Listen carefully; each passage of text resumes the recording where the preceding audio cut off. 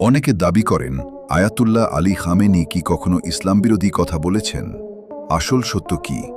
এ ধরনের প্রশ্নের উত্তর দিতে হলে নির্ভরযোগ্য বক্তব্য ও প্রেক্ষাপট দেখা জরুরি।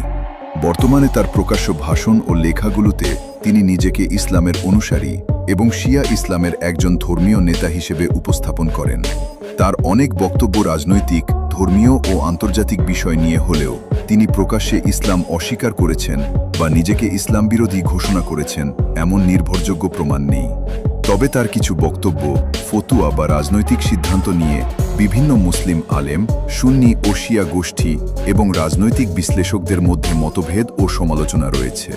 তাই কারো সম্পর্কে ধর্মবিরোধী কথা বলেছেন এমন দাবি গ্রহণ করার আগে নির্ভরযোগ্য সূত্র ও বক্তব্যের পূর্ণ প্রেক্ষাপট যাচাই করা উচিত। অর্থাৎ আয়াতুল্লাহ আলী খামেনি ইসলাম বিরোধী বক্তব্য দিয়েছেন এমন দাবির পক্ষে নির্ভরযোগ্য প্রমাণ নেই। তবে তার কিছু মতামত ও সিদ্ধান্ত নিয়ে বিভিন্ন মহলে মতভেদ রয়েছে।